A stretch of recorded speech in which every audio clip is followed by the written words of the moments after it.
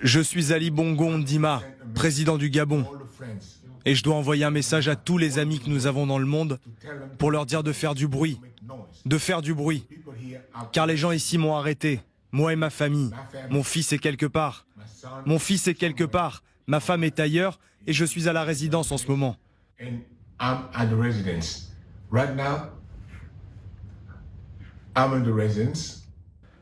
Je suis à la résidence et rien ne se passe. Je ne sais même pas ce qu'il se passe. Alors je vous appelle à faire du bruit. Faites vraiment du bruit. Colonel Pierre de Jonck, l'homme qui avait décidé de couper toute communication après ces élections, couper Internet, qui se sert justement d'Internet pour appeler au secours, un homme seul, un homme qui se demande où sont les siens et sa famille. Votre réaction ? La première, je constate qu'il parle anglais, alors qu'on est en pleine zone francophone, parce que vous savez que le Gabon a rejoint le Commonwealth il y a quelques mois, voire quelques années. Donc il était déjà lui-même dans un modèle dans lequel, si vous voulez, il faisait la part des choses. L'homme est très seul. Encore une fois, il appartient évidemment à l'ethnie Fang qui est majoritaire, mais il est très seul parce que ce pouvoir que je connais relativement bien, c'est un pouvoir qui est usé jusqu'à la corde. Et je pense qu'il sera malheureusement pour lui assez peu soutenu par les autorités, je dirais, européennes d'une façon générale, qui aspiraient de toute façon à un changement de pouvoir. Donc il va se retrouver bien seul. Alors, encore une fois, le système va fonctionner, mais la France est mal placée. Pourquoi ? Parce qu'on a une situation qui est assez proche de ce qui se passe au Niger. Donc on a pris des positions au Niger et on aura du mal, si vous voulez, aujourd'hui, à mettre en place des canaux de communication avec les putschistes dès lors qu'on ne le fait pas au Niger. Donc, si vous voulez, on est un peu bloqué par les décisions qui ont été prises antérieurement et qui vont nous marginaliser malheureusement et laisser la place probablement à d'autres acteurs, je dirais américains, chinois ou même russes qui sont extrêmement présents depuis quelques années. Colonel Pierre de Jonck, vous qui connaissez bien l'Afrique, on a pu parler à un moment donné de sentiments anti-français dans d'autres régions. Là, c'est pas le cas, on est bien d'accord, il n'y a pas de sentiments anti-français au Gabon ? Alors, c'est moins prononcé qu'ailleurs. Pourquoi ? Parce qu'encore une fois, il y a beaucoup de Français localement et les relations avec les populations gabonaises, elles sont plutôt bonnes. Mais vous savez, l'Afrique est travaillée au corps par toute une série de discours, je dirais, anti-français. Et vous voyez, le fait que le Gabon ait rejoint le Commonwealth, c'est un signe, si vous voulez. Il parle anglais, vous l'entendez bien, il est en train de parler anglais. Donc, c'est un signe qui est caractéristique. Donc, encore une fois, c'est vrai, il y avait une distanciation du pouvoir gabonais avec la France, mais qui est liée au fait que les Gabonais, en tout cas Ali Bongo, avait perçu que la France, si vous voulez, le marginalisait un petit peu. On était plutôt sur un modèle où il n'était pas toujours très très bien accueilli. On aurait souhaité que le pouvoir évolue quelque part. Et malheureusement, ce pouvoir s'est ancré, s'est incrusté quelque part au Gabon. Il y a eu un refus du changement et la famille Bongo est au pouvoir depuis 50 ans, ce qui est énorme. Donc il y a une vraie lassitude du peuple gabonais et qui malheureusement est resté globalement assez pauvre malgré les richesses que vous évoquiez dans le pétrole, le manganèse principalement. Donc encore une fois, on est vraiment, moi j'ai le sentiment qu'au Gabon là, on est vraiment dans une période de cruciale, une période de bascule, et le Gabon de demain ne sera pas celui d'aujourd'hui, c'est évident. Donc on se dit là, on voit mal comment il peut revenir au pouvoir. Non, mais ce putsch marque la fin de l'ère Bongo.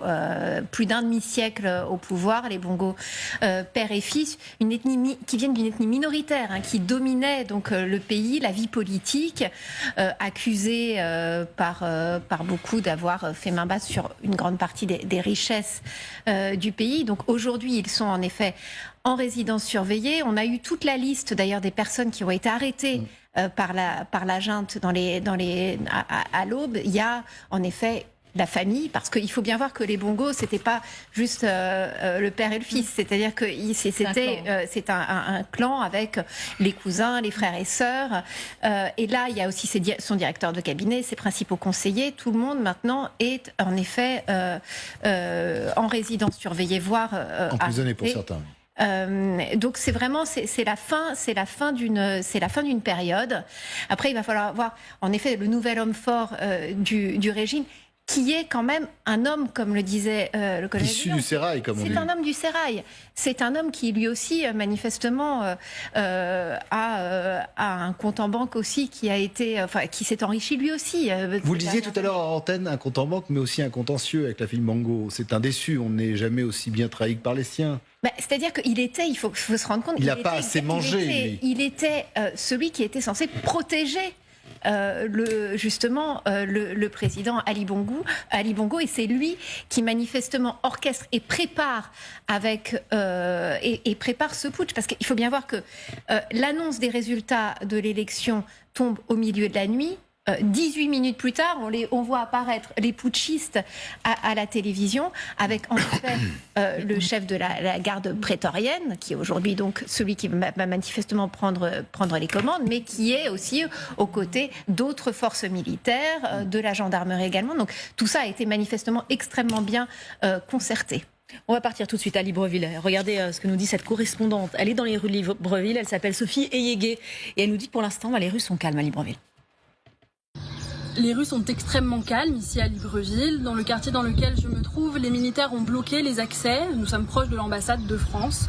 La plupart de la population est cloîtrée chez elle depuis hier soir, à l'exception de quelques Gabonais descendus dans la rue pour célébrer le putsch, comme ils disent. Ils clament qu'ils sont heureux, que les militaires les ont libérés de la dictature. Ils applaudissent d'ailleurs les voitures à leur passage. Les nouvelles du pays arrivent au fur et à mesure que la connexion Internet se rétablit. Elle avait été coupée pendant 4 jours à la suite du scrutin. Pour rappel, après l'annonce des résultats vers 4h30 ce matin, les militaires se sont exprimés à la télévision locale depuis le palais présidentiel. Des coups de feu ont été entendus aux aurores, mais nous n'avons pas plus d'informations à ce sujet à l'heure qu'il est. Le président a été placé sous résidence sécurisée dans la commune dans laquelle il réside, au nord de Libreville. La circulation a été fermée et ses proches ont été arrêtés. Un grand merci à Sophie Eyégué, que l'on retrouvera bien évidemment dans ce 12-15. Les communications sont très compliquées. La junte a annoncé que l'ensemble des frontières étaient fermées. Pierre Jacquemot, merci d'être avec nous. Les putschistes, tout à l'heure, et Magali le rappelait, ont dit que la famille Bongo, le clan Bongo, avait été arrêté et qu'il serait jugé pour haute trahison contre le régime. Est-ce que ça veut dire que cette junte militaire est au pouvoir pour longtemps, que la physionomie politique du pays a changé? Écoutez, on constate qu'on est au 5e coup d'État en Afrique depuis 2020. Après donc le Mali, le Burkina Faso, la Guinée, le Niger le mois dernier, et aujourd'hui le Gabon. Donc c'est probablement la marque de la fin d'une période commencée en 1990 avec les conférences nationales, l'ouverture au multipartisme, le fameux discours de la Baule de François Mitterrand appelant les pays africains à établir des institutions démocratiques. Je crois que cette période de 30 ans est en train de s'achever et rien on peut penser que d'autres processus de coup d'État s'organiseront très très prochainement ailleurs. C'est aussi la mort d'une illusion, l'illusion fondamentale portée par les Occidentaux consistant à dire que les élections, ipso facto, par le fait même de l'élection, amenaient de la démocratie.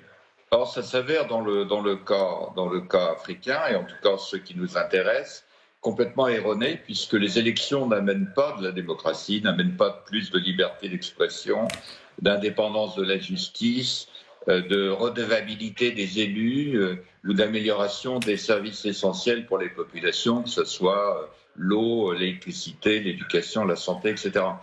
Donc, c'est aussi la mort d'une illusion portée par les Occidentaux, et y compris par les Français, quand notre chef de l'État, le président Macron, dit qu'il n'y a pas de double standard en matière de démocratie, on peut rétorquer qu'en fait, la démocratie en Afrique obéit à d'autres principes et probablement est mieux incarnée par les institutions de la société civile qui commencent à émerger dans un certain nombre de capitales africaines, mais qui produisent une autre forme de démocratie que celle de l'élection.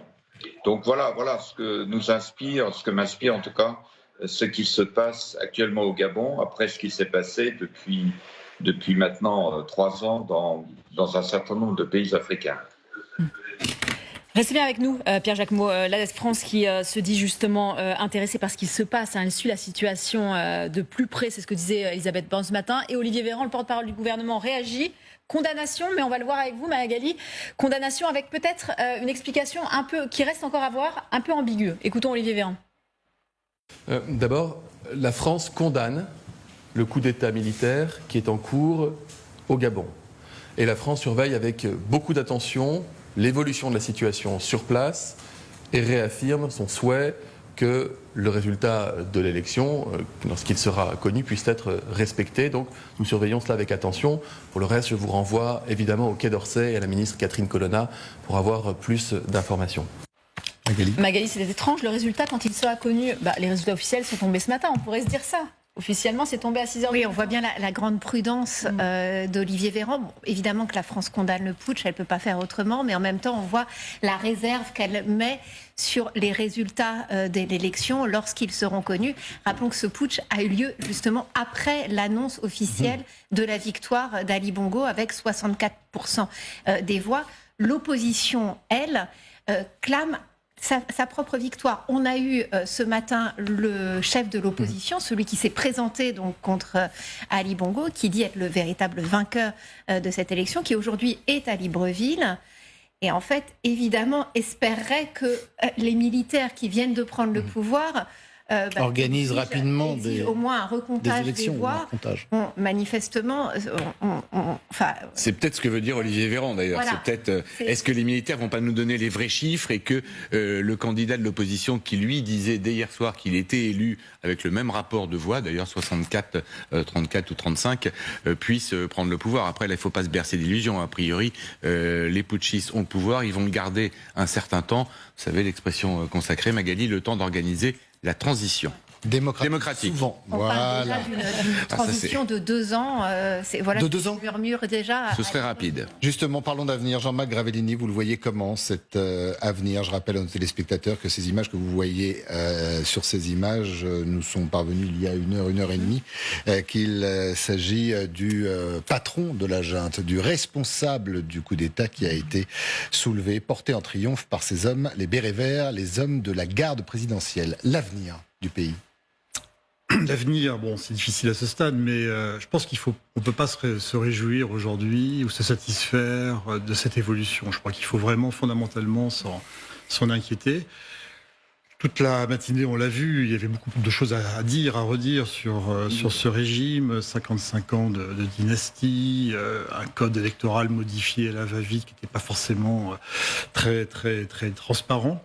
Une vie politique captée par une famille. Bon, voilà, c'est clair, il y a des choses à corriger. Maintenant, ce qui est affligeant aujourd'hui, c'est que finalement, et on le voit à travers cette répétition de coups d'État, récemment au Niger et aujourd'hui au Gabon, c'est quand la solution passe par l'armée et par des hauts gradés qui sont aujourd'hui, disons, tout à fait insérés dans le dispositif, qui ont participé à ces régimes, qui ont été fortement impliqués, qui en ont tiré des avantages, vous l'évoquiez tout à l'heure, et qui vont rapidement. La solution, c'était effectivement très vite, pour montrer la bonne volonté des militaires, c'était un recomptage, l'annonce de nouvelles élections rapides.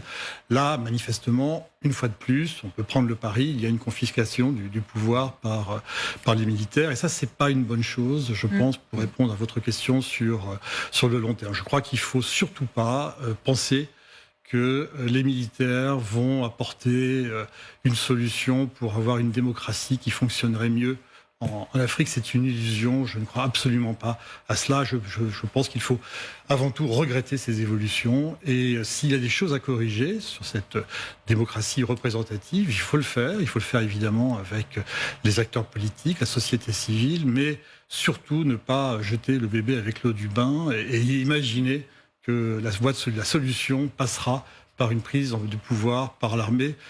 Si on prend un peu de recul, c'est une catastrophe aujourd'hui au Mali. On pourra l'évoquer dans d'autres circonstances. Et la catastrophe se prépare également, elle est déjà là au Burkina, et elle se préparera certainement aussi au Niger, avec des tensions ethniques, etc. Certains parlent même du Tchad aussi, un peu un État balancier. Alors, le Tchad est un État effectivement très important et qui connaît aussi des difficultés, mais c'est évident qu'il y a un risque de déstabilisation, de contagion, d'effet domino, et qui s'accélère aujourd'hui. Et encore une fois, on ne peut pas s'en réjouir et considérer qu'on va dans le bon sens. On va vers une situation, disons, assez dramatique, puisque, en plus, ces situations déstabilisation générale. C'est un terreau extrêmement favorable pour une confrontation entre des blocs, entre ceux qui défendent la démocratie, qui a quand même fait ses preuves, y compris d'ailleurs dans certains pays africains, et puis une volonté d'introduire des régimes plus autoritaires, et là inspiré évidemment par ce que l'on voit aujourd'hui en Russie, et évidemment dans une certaine mesure aussi en Chine, qui elle... On s'interrogera d'ailleurs dans quelques instants, est-ce qu'il n'y aurait pas quelques puissances derrière cette... multiplication des coups d'État, des coups de force et des putschs. Alors, on a les premiers mots d'Ali Bongo, juste après son arrestation. On va l'écouter, celui qui était au pouvoir depuis 14 ans au Gabon.